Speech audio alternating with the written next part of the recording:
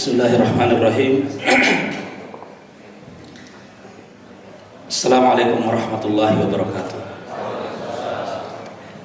Alhamdulillahilladzi allafa baina qulubina wa ja'alana ikhwanan mutahabbina 'amilina da'ina mujahidina fi sabilihi, amma ba'd.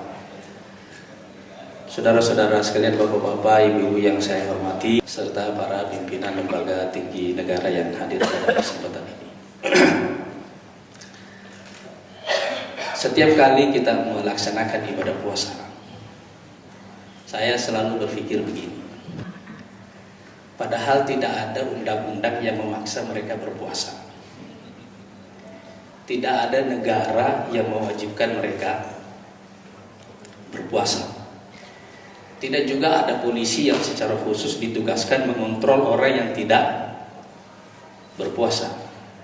Bahkan Menteri Agama menyampaikan kita harus menghormati yang tidak berpuasa. Tapi kita tetap semuanya berpuasa. Apa yang membuat satu aturan itu ditaati oleh manusia? Dan apa yang membuat aturan tidak ditaati oleh manusia? Itulah bedanya agama dan negara. Agama ini punya wibawa spiritual dalam diri manusia yang tidak dimiliki oleh negara. Dan karena itu ada negara atau tidak ada negara, ajaran-ajaran agama itu tetap akan dilaksanakan oleh manusia. Itu sebabnya karena kekuatan ini maka Rasulullah SAW mengatakan, la yablughanna hadzal dinu ma balagal lailu wan nahar. Agama ini akan sampai kepada seluruh manusia tanpa kecuali sepanjang siang dan malam menjangkau mereka. Dan itu sebabnya kalau kita melihat salah satu ciri dari agama ini yang membedakannya dengan negara, rezim, imperium, kerajaan, yang membedakannya adalah jumlah pemeluk agama ini itu terus bertambah, tidak pernah berkurang, sementara negara datang dan pergi. Dulu ada Imperium Romawi, sekarang tidak ada. Dulu ada Yunani yang luar biasa, sekarang bayar utang pun susah. Ya. Tapi agama ini terus bertumbuh dan tidak pernah selesai bertumbuh. Persis seperti janji Rasulullah, la yablughanna hadzal dinu ma balagal lailu wan nahar. Agama ini akan sampai kepada seluruh manusia tanpa kecuali sepanjang siang dan malam menjangkau mereka. Beberapa waktu yang lalu saya menulis di koran Sindo tentang agama dan demografi, dan bagaimana satu penelitian di Amerika menunjukkan bahwa nanti pada tahun 2050 kira-kira agama Islam ini akan menjadi agama terbesar di dunia, atau paling tidak sama dengan agama Kristen. Sekarang saya ingin membuat ini sedikit dalam angka-angka. Dulu waktu Rasulullah SAW diangkat menjadi nabi, dia cuma seorang diri. 13 tahun kemudian beliau berdakwah di Mekah. Hasilnya itu adalah 200 orang yang hijrah ke Madinah, 85 orang yang hijrah ke Habasyah, 70 orang Ansor yang sudah masuk Islam yang ada di Madinah. 10 tahun kemudian, waktu beliau melaksanakan Hajjatul Wada, dari jumlah 335 orang waktu beliau hijrah ke Madinah ini, yang ikut bersama beliau dalam Hajjatul Wada itu jumlahnya dalam satu riwayat 100.000, dalam riwayat yang lain 125.000. Jika jumlah ini, nah ini selamat datang Pak Prabowo.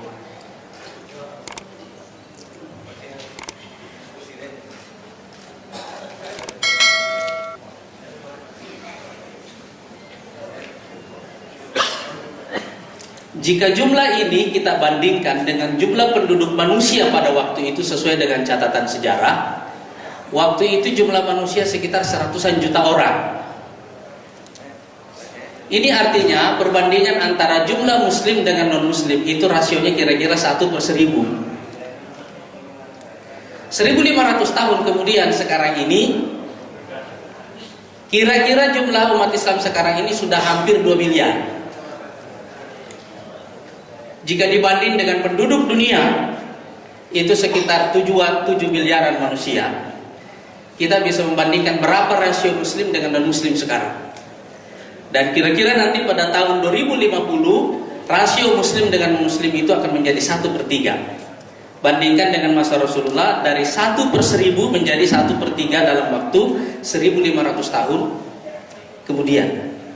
Apa yang kita bayangkan nanti pada milenium keempat dan seterusnya. Artinya janji Rasulullah ini benar-benar terpenuhi dari waktu ke waktu, terus terbukti satu persatu. Tapi ini juga menjelaskan satu rahasia kepada kita, bahwasanya mengapa agama itu lebih abadi dari negara dan rezim, sementara nabi-nabi jauh lebih abadi juga dari raja-raja. Jumlah nabi yang diutus sepanjang dari Adam sampai dengan Rasulullah SAW itu menurut riwayat ada 2. Satu riwayat mengatakan sekitar 100-an ribu nabi, riwayat lain mengatakan sekitar 350-an ribu nabi dan rasul. Yang disebut dalam Quran itu cuma sekitar 25. Perbedaan yang fundamental yang membuat ini lebih abadi dan terus-menerus bertumbuh dan tidak pernah selesai bertumbuh adalah karena agama memperlakukan manusia sebagai individu, negara memperlakukan manusia sebagai kelompok, dan itu 2 hal yang berbeda. Negara hanya memperlakukan manusia sebagai individu dalam satu hal, kalau dia masuk dalam daftar pembayar pajak yang besar, itu agak individual treatmentnya gitu kan. Tapi pada umumnya negara memandang manusia sebagai kelompok, sementara agama memandang manusia sebagai individu. Itu sebabnya waktu agama ini masuk ke manusia, yang pertama kali dilihat dari manusia itu apa yang membuat orang tidak mau beragama. Itu dulu. Dan kira-kira ada yang membuat orang, 4 hal yang membuat orang itu tidak mau beragama, atau paling tidak takut pada agama. Yang pertama adalah takut. Dia takut kalau beragama ini membuat nyawanya jadi terancam. Satu. Yang kedua, kemiskinan, lapar. Karena itu Rasulullah mengatakan kadal faqru ayyakuna kufra. Kemiskinan dan kekufuran itu hampir bersaudara.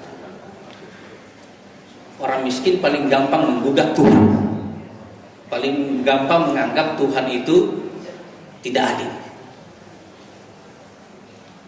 2 faktor yang menghalangi orang dari agama ini umumnya ada pada kelompok kelas menengah bawah. Dan karena itu Allah Subhanahu wa taala mengatakan falyabudu, hendaklah mereka menyembah Rabb hadzal bait, Tuhan pemilik rumah ini yaitu Ka'bah, allazi at'amahum min ju', yang sudah terlebih dahulu memberi mereka makan dari lapar, wa amanahum min khauf.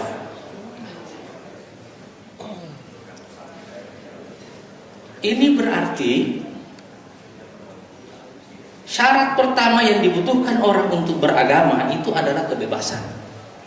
Sebab agama ini pilihan, dan tidak ada pilihan bagi orang yang tidak bebas. Makanya Islam memerangi 2 hal dalam kaitan ini. Yang pertama adalah perbudakan, itu yang ada di masa lalu. Yang kedua adalah kediktatoran. Karena kediktatoran mencabut kebebasan manusia, dan itu membuat orang tidak bisa memilih. Padahal Allah mengatakan la ikraha fid din. Tidak ada paksaan dalam agama. Faman syaa'a falyu'min wa man syaa'a falyakfur. Siapa yang mau dia beriman, siapa yang mau dia kafir. Ini agama pilihan. Seseorang tidak bisa dipaksakan untuk masuk ke agama ini. Orang harus masuk ke dalamnya karena itu adalah pilihannya. Kita menjadi orang Indonesia itu adalah takdir, bukan pilihan. Iya kan? Tapi kita menjadi Muslim itu adalah pilihan. Oleh karena itu, kebebasan itu adalah syarat. Kebebasan adalah syarat untuk membuat orang itu mau beragama. Nah, faktor ketiga yang menghalangi orang dari agama itu adalah al-maslahah, kepentingan. Nah, biasanya ini ada di kelompok kelas menengah atas dan elit. Orang-orang ini berpikir bahwa ketaatan pada agama membuat kepentingan duniawi mereka merasa terancam. Itu satu. Faktor kedua yang ada di kelompok elit ini, dan ini bagian keempat yang mencegah orang dari agama, itu adalah kesombongan. Inilah penyakit iblis menurun kepada para elit sepanjang sejarah, seperti Firaun, seperti Haman, seperti Qarun. Jadi kelompok elit menengah atas ini dan elit ini itu punya dua penyakit yang berhubungan dengan agama. Satu masalah kepentingannya, satu lagi masalah kesombongan. Nah, sekarang kalau kita melihat dalam sejarah Islam, karena itu Rasulullah SAW mengembangkan agama ini dengan melakukan 4 hal. Yang pertama adalah menjamin kebebasan bagi orang dulu untuk memilih. Orang tidak dipaksa memilih, tapi kasih dulu kebebasan.